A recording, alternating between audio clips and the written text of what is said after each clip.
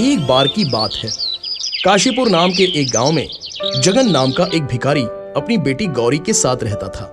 गौरी की मां का गांव में फैली महामारी के कारण देहांत हो गया था और जगन को ठीक से दिखाई नहीं देता।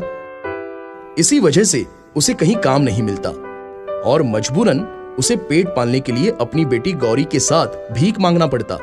लेकिन गौरी को भीख मांगना पसंद नहीं था, वो पढ़ना लिखना चाहती थी।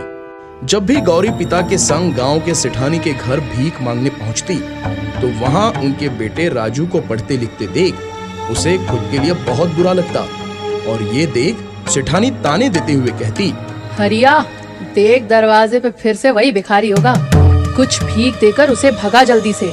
गांव में एक भी अस्पताल नहीं है और अगर इन मनहूसों की महामारी मेरे बेटे राजू को लग गई तो मैं क्या करूंगी।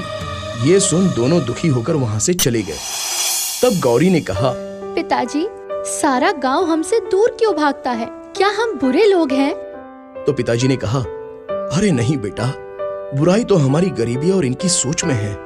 पिताजी एक दिन मैं डॉक्टर बनकर आपकी आंखों का इलाज करूंगी। मैं इस गांव में एक अस्पताल भी खोलूंगी।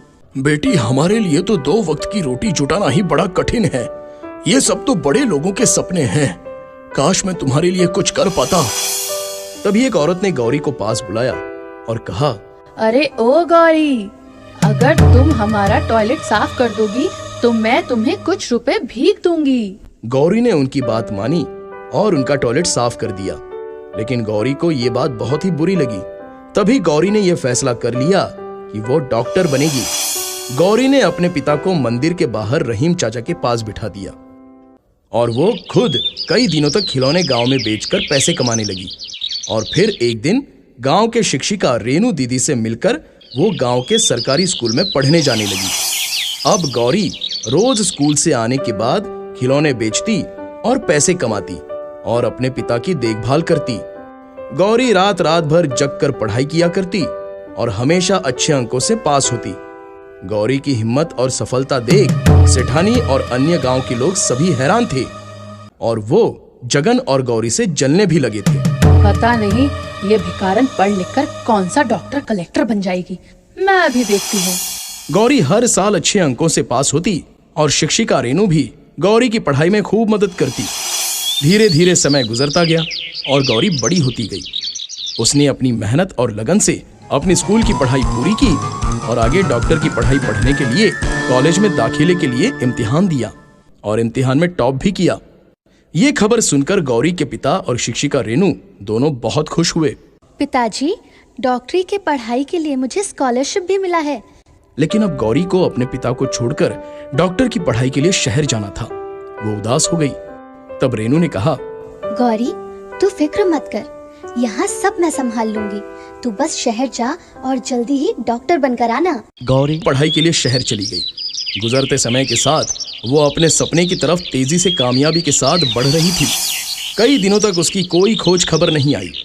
कुछ साल बाद गांव में दोबारा महामारी की बीमारी तेजी से फैल गई और रेनू के पिता सहित सेठानी और उसका बेटा राजू सभी बहुत बीमार हो गए और नगर के एक छोटे से सरकारी अस्पताल में पड़े रहे। पर कई दिनों से कोई डॉक्टर नहीं आया। सब बहुत दुखी और उदास भगवान से जिंदगी की प्रार्थना करने लगे। तभी एक नर्स ने सभी को खबर दी, अब तुम लोगों को चिंता करने की जरूरत नहीं। आज सरकार की तरफ से शहर की सबसे बड़ी डॉक्टर साहिबा आपका इलाज करने आने वाली हैं। ये खबर सुन गांव वाले बहुत खुश हो गए। तभी हॉस्पिटल के सामने एक कार आकर रुकी और उसमें से एक डॉक्टर उतरी। नगर सरपंच ने उन्हें माला पहनाकर उनका स्वागत किया। जब वो अस्पताल के अंदर आई तो उसे देख सभी हैरान रह गए, क्योंकि वो डॉक्टर कोई और नहीं बल्कि वही भिखारन लड़की गौरी थी। गौरी ने अपने पिता के पैर छूकर उनका आशीर्वाद लिया और फिर उसने सभी गांव वालों का इलाज करना शुरू किया। गौरी के इलाज से ही कुछ दिनों में सभी ठीक हो गए। गौरी ने अपने पिता की आंखों का ऑपरेशन करवाकर उनकी रोशनी भी वापस लाई। गौरी की मेहनत, लगन और सफलता की वजह से एक बार फिर सारा गांव महामारी से पूरी तरह मुक्त हो गया और सेठानी सहित बाकी गांव वालों को अपनी गलती का एहसास हो गया। वो सभी गौरी को फूल मालाओं का हार पहनाकर उसके नाम का जय जयकार करने लगे और ये देख गौरी के पिता का सीना गर्व से चौड़ा हो गया। तो बच्चों, इस कहानी से हमें ये सीख मिलती है कि अगर गौरी की तरह मेहनत, लगन और दृढ़ निश्चय से किसी काम को किया जाए तो उसमें हमें कामयाबी जरूर मिलती है।